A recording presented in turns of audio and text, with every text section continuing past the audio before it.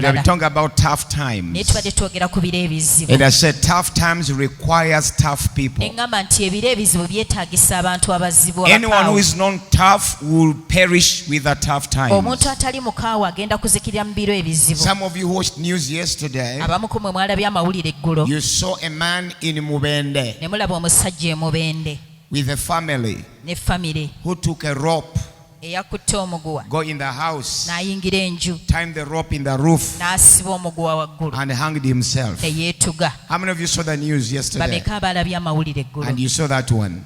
ne mumulaba oyo And before he died, nga tannafa he talked to the neighbors yayogedde eri banneiba and said, the reason now I don't feel I deserve to live. nti ensonga lwaki mpulira nga tekiŋŋwanidde kusigala nga ndi mulamu. He said, I was waiting for the president on Friday to talk about opening up Mubende, nti ku lwokutaano nabadde nninze omukulembeze w'eggwanga alangirire okuggulawo but Mubende, he ended up his speech without even talking about it. nti naye yamaliriza okwogera kwe nga takyogedde nako. We have been locked up for 3 months. Batusibye okumala emyezi 3. I don't have anything to feed my nze children. sikyalina kye ndiisa baana. I'm a street vendor. Ndi mutembeeyi. The things I sell them on the street. Ebintu bye ntunda mbitundira ku luguudo. For the last 3 months, okumala emyezi 3 egiyise I couldn't do anything because you are locked up. sirina kye nnyinza kola kubanga baatuggalira. I have nothing to feed my children. sikyalina kye ndiisa baana I bange. don't deserve to live. sigwanidde kuba mulamu. I'm worthless sikyalina mugaso and useless. era sikyalina kye nnyinza kukola. So he hanged himself. kati nno ne yeetugumbula.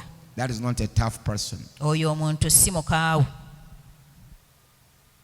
And all news channels talked about that man. n'amawulire amalala gonna gayogedde ku musajja ono. He left a family behind, yalese emabega famire. and I saw his children talking about the death of his father. ne ndaba abaana be nga boogera ku kufa kwa taata waabwe. They said that our mother died in ne coronavirus. baga nti maama yafa mu korona. Our fathers died in Ebola. taata waffe afiiridde mu ebola. Not Ebola disease, si bulwadde bwa ebola. but he saw himself useless because he could no longer take care of his family. naye yeerabye nga takyalina mugaso olw'okuba nga takyasobola kulabirira famire ye. And he said, I don't deserve to live because now I'm n'agamba useless. sigwanidde kuba mulamu okuba nga ndaba sikyalina mugaso. Tough people don't think that way. abantu abakakali abakaawu tebalowooza bwe batyo. This is not the only family that was locked up in Mubende. eno si ye famire yokka eyaggalirwawo The Mubende. entire district and regions were locked up. disitulikiti yonna baagiggala. But this one showed that he's not tough enough to be in tough times. naye ono yatulaze nti ye si mumalirivu okubeera mu biseera ebizibu. His neighbor baliraanwa be did not die. tebaafudde. Village mates ababeera ku kyalo did not commit suicide nabo tebeetuze because for them they are tough. kubanga bo bamalirivu. If you are not tough, you might not survive this economic crisis. bw'oba toli mumalirivu oyinza obutamalaako mu mbeera eno And I've been sharing ey'ebyensimbi you some of the things Bible people did. era nabadde nga bana nammwe ebimu ku bantu ba bayibuli bye Number baakola. one, I said, ekisooka ne the ŋŋamba number one offensive tool God gave us in tough times is the tool of prayer. nti ekintu ekisooka katonda kye yatuwa okulumbisa kyekyokulwanyisa ky'essaala. Whenever Bible people went into trouble, they prayed to God. abantu ba bayibuli bwe baayingiranga mu bizibu nga basaba eri katonda. If I bring pestilence upon the earth, nti bwe nnaaleeta kawumpuli ku nsi or if I brought drought upon the oba earth, nendeeta ekyeya ku nsi or locusts to devour the land, oba enzige okubwebwa or en'ensi if I bring famine into the oba land, bwe nnaaleeta enjala mu nsi. if my people singa abantu bange who are called by my name abatuumiddwa erinnya shall lyange humble themselves baneewombeeka and pray. ne basaba. Prayer is number one. okusaba kye kisooka. Prayer is number one. okusaba kye kisooka. If you want to go through tough times, do not hate prayer. bw'oba oyagala okuyita mu biro ebizibu tokyawa ssaala. If you want to pass through tough times, encourage yourself to pray. bw'oba oyagala okuyita mu biro ebizibu wezzeemu amaanyi osabe. Don't sleep with those who sleep. teweebaka n'abo abeebaka. Don't watch World Cup with those who watch World Cup. tolaba mupiira n'abo abagunyumirwa. Pray. saba. Prayer is number one. kusaba kye kisooka. your defensive weapon and offensive weapon. ekyokulwanyisa ky'okozesa okulumba n'okwetaasa. And then number 2, ekyokubiri, when Bible people in tough times, abantu ba bayibuli bwe they baabeeranga mu went biro into ebizibu repentance. baagendanga mu kwenenya. Repentance is a tool we can use. Ekyokwenenya kyokulwanyisa kye tusobola I okukozesa. told you 2 weeks ago nabagamba wiikisi bbiri that eziyise plagues and pestilences come from God. nti kawumpuli n'ebirala ebyazikiriza nga byavanga eri Katonda. However much you feel uncomfortable with my statement, ne bw'obanga owulira bubi n'ebigambo bye njogedde, that is the truth. ge mazima. Pestilences Kawumpuli and plagues n'endwadde comes from God. biva eri Katonda. Even the pestilence and plagues which came in the days of Moses, ne kawumpuli n'endwadde ezajja mu nnaku za Musa, including frogs ng'ogasseko n'ebikere and lice, n'ensekere and making the reddish river Nile red, n'ennyanja okufuuka ng'omusaayi and boils. n'amayute. All those plagues came from God. Ebizo zonna endwadde zaava eri Katonda. It is God who allows plagues and pestilence to come on the earth. Katonda yaganya endwadde ne kawumpuli okujja ku nsi, And he has a reason why. era abeera n'ensonga lwaki. But most people in the Bible, Naye abantu bangi mu when Bayibuli they went through tough times of plagues like Ebola we have in bwe Uganda, baayita mu biro ebizibu ng'Ebola gwe twalina mu Uganda, they went into number 2, nga bagenda mu kyokubiri repentance. nga beenenya. Many times God allows pestilence to come to waken up the people. Oluusi Katonda aganya ennyimba okujja mu nsi asobole okugolokosa abantu. When you waken up the people, they go into repentance. Bw'abazuukusa ne bagenda mu kwenenya, Then they pray. ne basaba,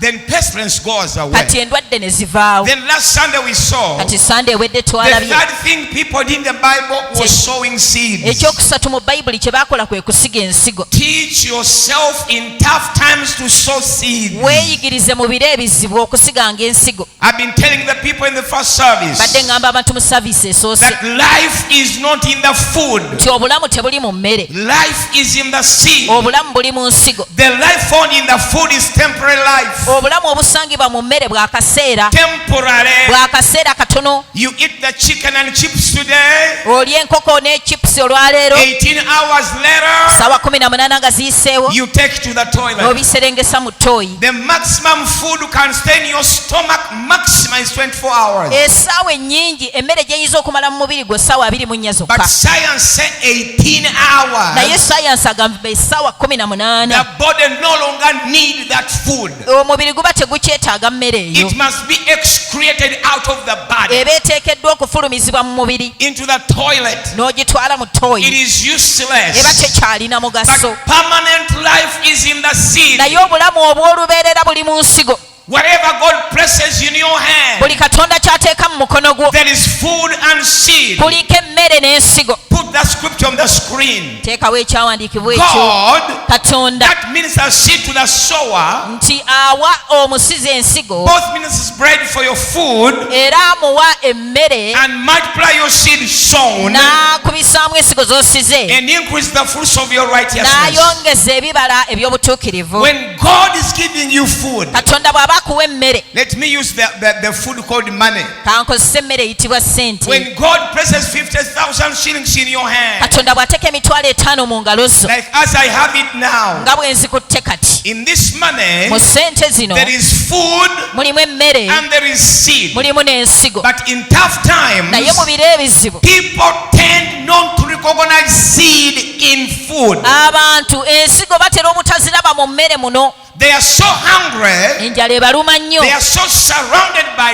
debt, beetooloddwa amabanja mangi, that every food that comes in your hand, nti buli mmere ejja mu ngalo zaabwe they don't recognize the seed. tebalabamu nsigo. When God was creating the universe, Katonda bwe yali atonda He ensi, had to make sure yali alina okukakasa that these two things walk hand in hand. nti emmere ejja mu ngalo. Every time God places food in your hand, Buli Katonda lw'ateeka emmere mu ngalo zo, He has not merely placed food, He has both given you food and seed. tataddeemu mmere yokka naye akuwadde ensigo n'emmere. Tough times Ebiro ebizibu requires a differentiation between food and seed. yeetaagisa okuba n'enjawulo wakati w'emmere n'ensigo. In tough Mu times, biro ebizibu what people see is only food. abantu kye balaba kyokka ye mmere. I give 50,000 shillings to Mchala Kayanja. Kwata emitwalo 5 n'enjiwa mukyala Kayanja, All she will see kyagenda okulaba is food. alaba mmere yokka. If you take everything as food, you are prolonging your tough times. kati buli kyolaba bw'okitwala ng'emmere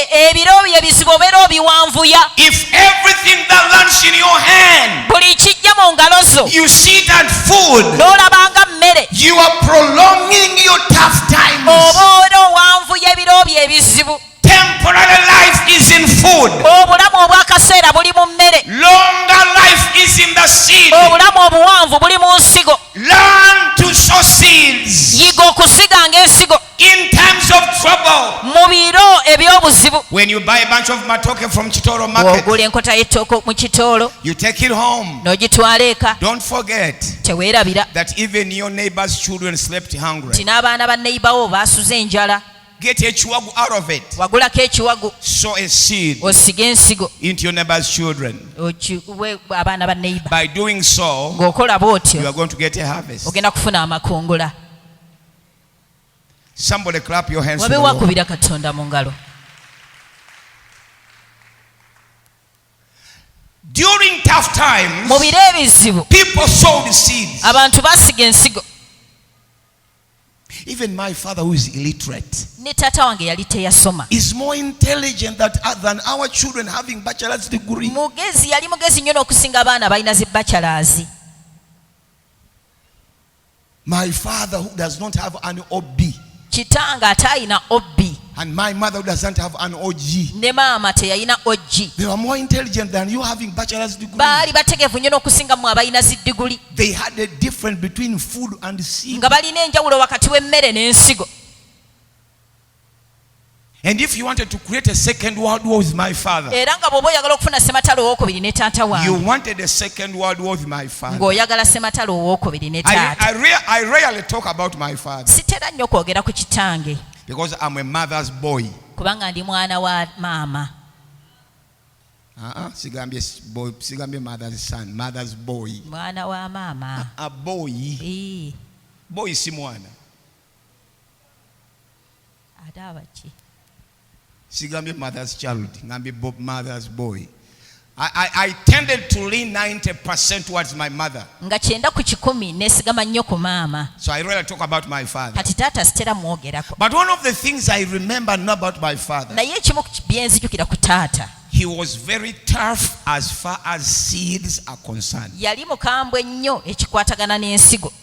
He built a granary behind the house yazimba ekyagi emabega w'enju with bush materials, n'ebintu byejja mu nsiko, reeds and cow dung, and smeared the granary. emmuli n'obusa ne basiiga ku kyagi, And it was a storied building. ate nga kyali kya kalina. There are pole coming so that the granary begins like from here, kati kyaba nga waggulu nga bakizimba ne so that bakiteeka even waggulu. chicken cannot jump to eat the millet inside. kati nga n'enkoko tesobola kubuuka kugenda kulya If you bulungi. wanted to create a second world war with the video, nga bw'oba oyagala olutalo nezze video, wabewo omuntu yenna akuwaayiriza let anyone say ill against you ng'akuwaayiriza when nabuwaayiriza they are just accusing you falsely. n'agamba taata Let them say, Dad, nakyanzi yalinnye mu kyagi n'ajjayo ebinyeebwa bibiri. Nachans climbed the granary and ate peanuts.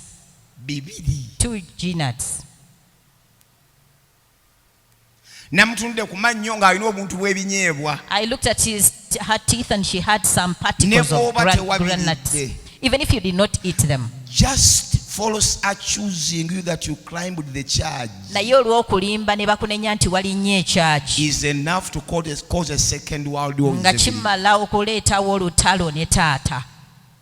Because for him, kubanga ye he knew that everything he put in the granary was the future of his ye family. yakimanya nti buli ekiteekebwa mu kyagi bye by'omu maaso bya famire. He knew ng'akimanyi bulungi that whatever we ate, nti buli gye twalyanga 18 hours goes to the toilet. sawa 18 kiba kigenze mu ttooyi. And he knew era ng'amanyi whatever is kept as a seed nti buli kyaterese ng'ensigo is the future for his family. bye by'omu maaso bya famire ye. If you wanted to wage a war with my nga father, bw'oba oyagala omuggulako olutalo taata, get a single piece of ground nut from the granary. genda oggyeyo ekinyeebwa kimu bwe kiti mu kyagi.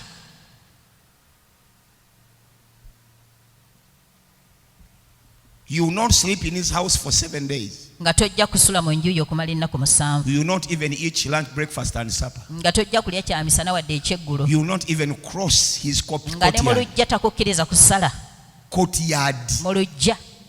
Our people, our fathers made us grow in their poverty Abataata baffe baatukuza mu bwavu bwabwe because of seeds. olw'ensigo. Abali ku masimu mugyeko amasimu muwulirize enjiri, muve ku WhatsApp ne Facebook kuba mbalaba. We're just here for an hour. You can skip your phone. Tuli wano essaawa emu yokka, essimu osobola ogyesonyiwamuko. Ate ffe ezaffe tuzireka mu office. Tough times Ebiro ebizibu requires people who sow seeds. byetaagisa abantu abasiga But ensigo. let me finish with this point. I want to finish this one because I talked about it last Sunday. Kati kimalize kino. Every time God places food in your hand, Buli mulundi Katonda lw'ateeka emmere mu mukono gwo, distinguish yawula that inside that food nti munda muno mu mmere there is a seed. mulimu ensigo.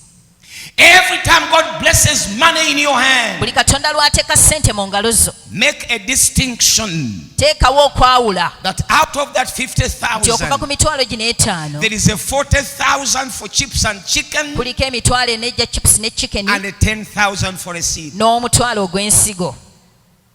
God Katonda has never created food katondangako mmere without seed. nga terina nsigo. May I say it again? Nkiddemu nkyogere. God Katonda in his creation ng'atonda has never created any food which does not involve seed. tatondangako mmere nga terina nsigo mu Even yo. if you go and pick a mango, Ne bw'ogenda n'onoga omuyembe ripe one, nga gwengedde you bring it n'oguleeta and you eat it. n'ogulya ne gukuwoomera. When you finish it, Bw'ogumaliriza what is left over ekisigalawo is a seed. ebeera nsigo. Otherwise, Singa si kyo, if mangoes had only food singa emiyembe gy'alina mmere yokka without seed nga inside, munda temuliimu nsigo, they would have gone into extinction. gyalibadde tewaliwo kwawula, Gyalibadde gyaggwawo dda. gyalibadde gyaggwawo dda. Extinction. Gyalibadde gyaggwawo. That when you pick an orange, Nti bw'olya omucungwa you eat it, n'ogulya, however sweet it may be. newankubadde guwooma nnyo, Inside that orange, munda mu mucungwa there are some sour seeds. mulimu ensigo ezikaawa. And what I love about God, Naye Katonda 90% of the seeds are sour, yaddira nti 90% ku nsigo zikaawa, but people eat them naye anyway. era abantu bagenda mu maaso ne bazirya. When you get a jackfruit Bw'okwata ffene and you eat it, n'omulya, however sweet it might be, ne bw'aba awooma atya, when you put a piece in the mouth, n'oteeka you omuwula mu kamwa, definitely know okimanya after eating the food of the nti jackfruit, nga maze okulya omuwula gwa ffene, inside it mu gwo there is a seed. mulimu ensigo. Distinguish between food and seed Yawula wakati w'emmere n'ensigo during tough times. mu biro ebizibu.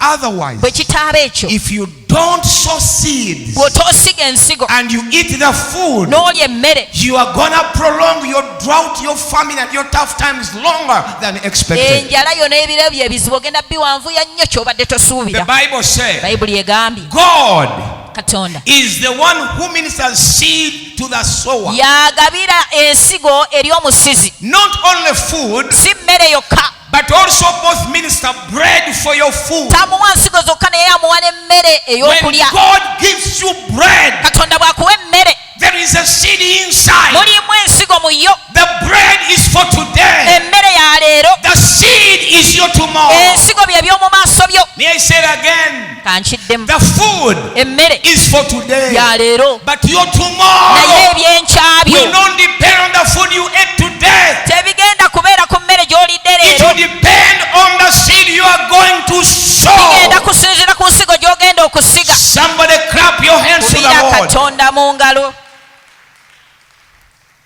I'm giving you more revelations. Mbawo okubikkulirwa okulala. Between food and seed, Wakati w'emmere n'ensigo, God does not multiply food, Katonda takubisaamu mmere, He multiplies seed. naye akubisaamu nsigo. I told you a research made by Naro, Nabagamba research nalo gye yakola, we just came, I think, in September. ndowooza yaliwo mu gw'omwenda. NARO is National Agricultural Research Organization. NARO be bakulira ebyokunoonyereza ku byokulima. I think based in Kawanda. Bali Kawanda. They made a research bakola research that when you sow one seed of corn, nti bw'osiga ensigo emu eya kasooli, one seed of maize, ensigo emu eya kasooli, the minimum it will bring back is 120 seeds. nti ekitone ennyo kyekomyawo zibakubaako ensigo 120. This is what I mean. Kino kyentegeeza. You get one maize seed, ofuna empeke ya kasooli emu, get a hoe, n'ofuna enkumbi, go outside there, n'ofuluma, dig a hole, n'osima ekinnya, put in that one seed, n'oteekamu ensigo eyo, put back the soil, n'ozzaako ettaka, step on it, linnyako, go back home. weddireyo. That seed Ensigo eyo will get rotten. ejja kuvunda, Then oluvannyuma it will germinate. eryoke emeruke, And then olwo nno it will sprout. ekule, And then olwo it will grow. egende maaso And ng'ekula, then oluvannyuma it will flower. emulise. After flowering, bwe neemala it okumulisa will bring a harvest. ejja kuleeta When you amakungula. get that piece of omusoli Kati from it, bw'onogako omunwe gw'omusooli ogwo, the minimum seed in that musoli is 120. empeke z'ogenda okusangako entono ennyo ziba 120. But when you are planting, naye bw'oba osiga, it was just one. empeke yabaddeemu. So 1 to the ratio of 120. kati emu bw'ogyegeraageranya ne 120. What about if you planted an kati acre? kiba kitya singa basimbye eka nnamba?